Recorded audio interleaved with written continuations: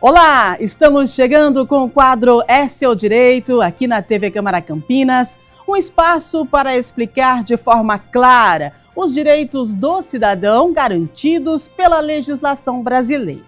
Hoje, um país onde mais de 56% da população se declara preta ou parda, segundo o IBGE, nós vamos falar sobre o direito das pessoas negras. E vamos falar também de justiça social, de proteção legal e garantia de dignidade. Mesmo com avanços importantes, a realidade do Brasil ainda mostra desigualdades profundas. Pessoas negras enfrentam a maior taxa de desemprego, menor renda e maior risco de violência. Para conversar com a gente hoje no É Seu Direito sobre o que diz a lei e como garantir esses direitos, recebemos Adriana de Moraes. Ela é advogada, presidente da Comissão de Igualdade Racial da OAB Campinas e vice-presidente da Comissão da Verdade sobre a Escravidão Negra no Brasil. Adriana, seja muito bem-vinda. Muito obrigada pela sua presença. Eu que agradeço a todos vocês, a TV Câmara, pelo convite, pela oportunidade de colaborar um pouquinho aqui com vocês, com um pouco de conhecimento, principalmente traçar esse diálogo entre nós, né? É muito importante que todo cidadão brasileiro, todos nós tenhamos conhecimento sobre quais são os nossos direitos, né? E também sobre os nossos deveres e quais as consequências quando os nossos direitos eles são infringidos, quando eles são violados. Então, muito obrigada pela oportunidade de poder dialogar um pouquinho com vocês a respeito dessa legislação que nós dizemos seja racista ou pelo combate à discriminação racial. Excelente!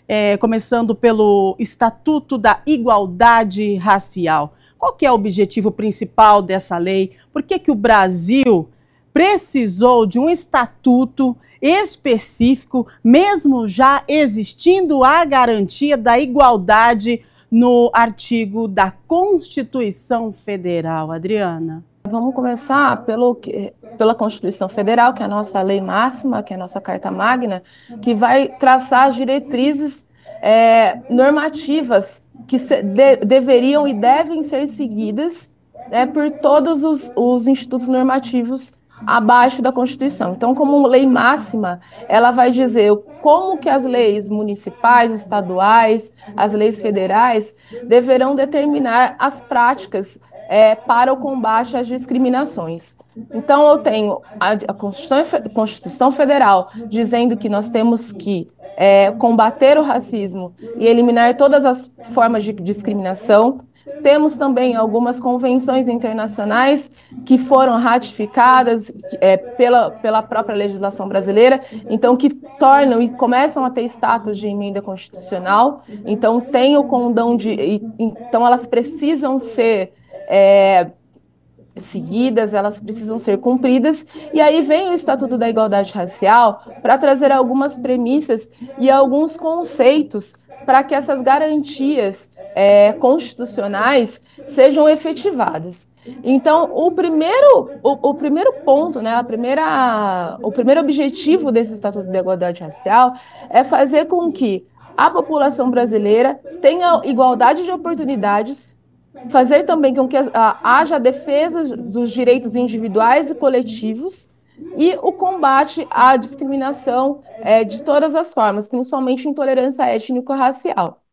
Então, eu tenho ali nos primeiros artigos, artigo 1º, 2º e 3º desse Estatuto da Igualdade Racial, ele vai falar sobre as diretrizes. Então, quais são os direitos fundamentais dessa população negra, quais são os aspectos específicos para a garantia de direitos. Então, quando eu falo direitos fundamentais, que estão estatuídos lá na Constituição Federal, eu tenho direito à vida, direito à saúde, direito à moradia, direito ao lazer, direito também à identidade, direito à cultura. Então, todos esses direitos fundamentais que estão ali estatuídos na Constituição Federal estão sendo ratificados e reforçados em relação à população negra. Muito bem explicado.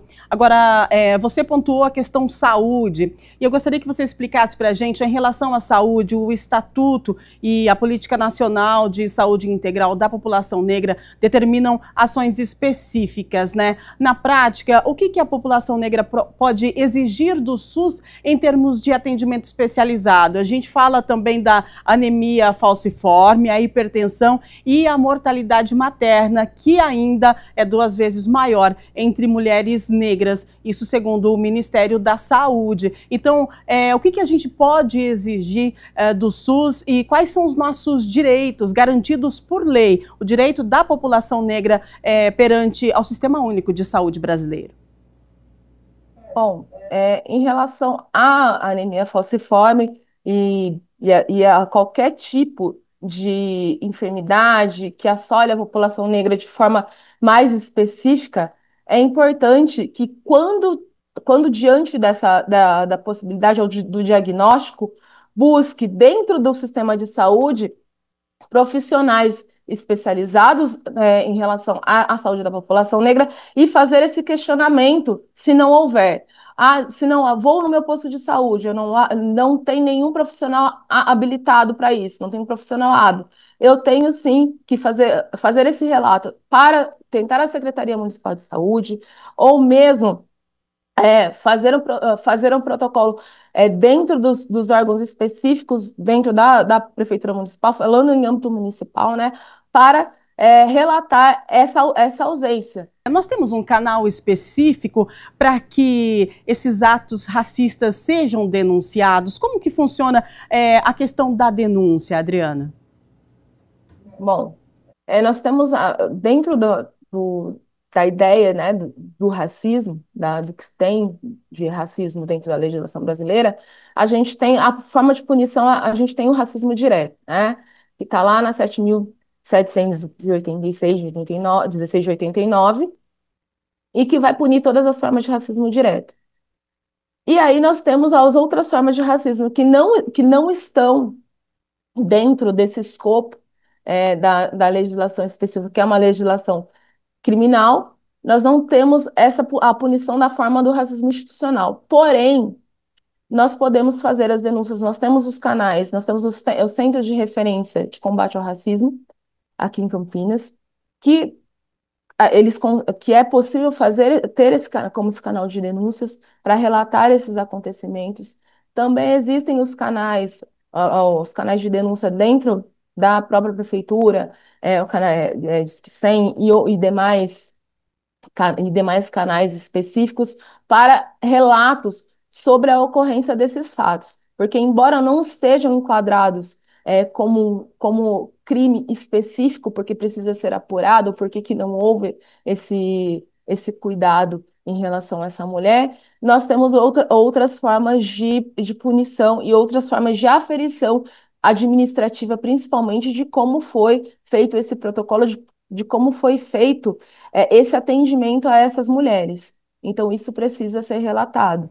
Então, procurar os canais da prefeitura, ouvidorias, para que isso seja relatado e chegue até os canais específicos, até as secretarias específicas para apuração. Excelente. Olha só, eu quero falar com você sobre o mercado de trabalho, sobre a proteção aos cultos religiosos de matriz africana. E a gente já está quase encerrando. É muito importante que a gente traga essa questão do mercado de trabalho, porque é uma das áreas de maior desigualdade. E então eu gostaria que você explicasse para a gente as principais responsabilidades das empresas públicas e privadas, mediante essa questão do racismo e ao estatuto, né? O que o estatuto determina para garantir igualdade e oportunidade para as pessoas negras? O estatuto ele pede para que as empresas, tanto públicas quanto privadas, as instituições públicas e privadas, criem mecanismos para criar oportunidades de ingresso dessa população negra. Então, no momento em que surgirem vagas específicas, não só vagas em cargos e funções de subserviência, que nessas funções é, você consegue encontrar a população negra, você consegue encontrar pessoas negras, mas para cargos mais técnicos, cargos mais operacionais e, sobretudo, cargos de direção, cargos de decisão, que são nesses cargos que nós observamos a maior ausência da população negra. Então, políticas específicas. Então, eu crio um cargo para um gestor dentro de uma empresa. Eu vou criar um cargo específico para a população negra. Porém, observando qual é a realidade da população negra como um todo, qual foi o acesso dessa população negra a, a formação que eles estão exigindo. Então, eu sempre dou um exemplo um pouco mais, às vezes é um pouco mais esdrúxulo, parece um pouco mais distante, mas eu abro uma vaga para a população negra.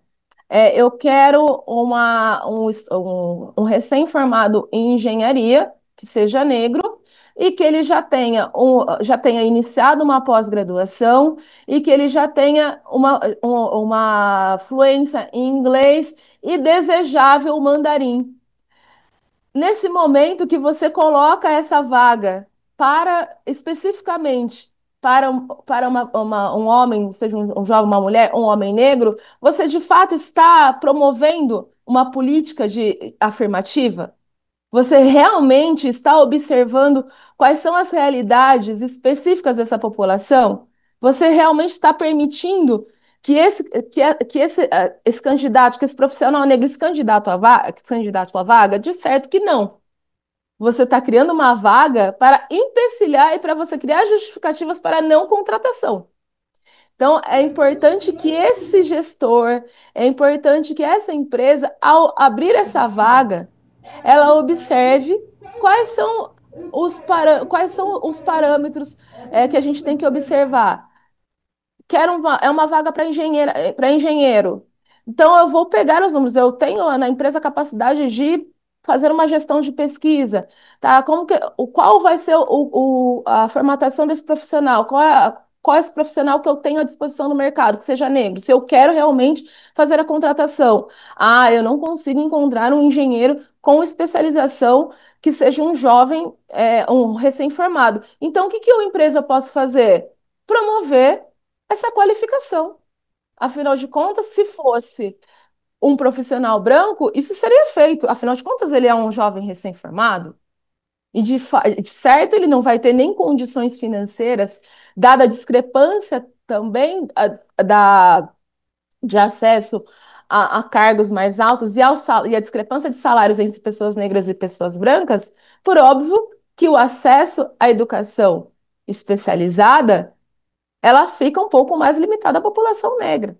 Então, Adriana, eu gostaria que você pontuasse para a gente, rapidamente, que tipo de amparo legal existe contra a intolerância religiosa, ataques a terreiros e comunidades tradicionais, que a gente vê que acontece, sim, e as pessoas precisam entender, né, que quando é um crime e que realmente a pessoa que pratica essa intolerância, ela vai pagar por isso. Então eu gostaria que você pontuasse essa questão da intolerância religiosa e rapidamente, mais alguns pontos que você acha imprescindível a gente falar no nosso quadro É Seu Direito, já que nós estamos falando sobre o direito da pessoa negra.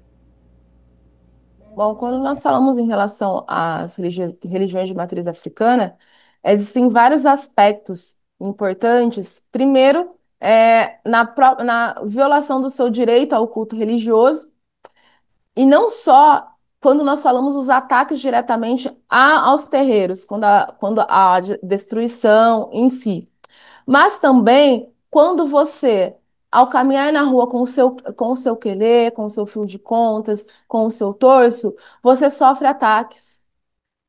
A partir do momento que qualquer pessoa de qualquer religião vier para você e falar que você, ao estar trajado, demonstrando a sua religiosidade, alguém trouxer uma Bíblia, alguém vier tentar encostar em você, ou te acessar, tentando dizer que a sua religião ou demonizar essa sua religião, imediatamente é necessário que seja relatado a alguma autoridade policial, porque isso é crime. Muito bom. Você gostaria de pontuar mais algo que você entenda como relevante, né, para esse é o seu direito de hoje? A gente já está encerrando, mas tem tanta informação para a gente repassar que o nosso tempo acaba ficando muito curto, mas eu gostaria que você, já nas suas considerações finais, pontuasse algo que você acha relevante para que a gente entenda, para que a gente aprenda e para que a gente pratique. Bom, inicialmente, sempre lembrar a população como um todo que racismo é crime e ponto. A gente não tem negociação, não tem conversa, não tem pedido de desculpas. Racismo é crime e uma vez cometido, uma vez que você for vítima de racismo, faça a denúncia. Lembrar sempre que aquilo que não é denunciado, ele não existe e não é computado. Maravilhosa, quanta explicação importante. Acho que a informação boa é a informação repassada, a informação que transforma. Então, Adriana, gostaria de agradecer a sua belíssima presença e participação aqui no nosso quadro É Seu Direito. Muito obrigada. Eu que agradeço ao convite, estou à disposição e espero que eu tenha conseguido sanar um pouquinho algumas dúvidas e tenha implantado aí um pontinho de luz para que todo mundo tenha ciência e consciência sobre esses aspectos em relação à população negra e que ninguém se sinta acuado, ninguém sinta medo de denunciar e de se colocar diante de situações de racismo. Excelente! Olha, a você de casa, nosso muito obrigada por estar conosco e não esqueça, né, o primeiro passo para que o seu direito seja respeitado é a denúncia. Infelizmente, as coisas caminham assim e a gente precisa denunciar, continuar denunciando até fazer valer os direitos das pessoas negras. Eu quero agradecer a sua audiência, a sua companhia, desejo a você um excelente dia e a gente se encontra a qualquer momento aqui na TV Câmara Campinas. Até mais.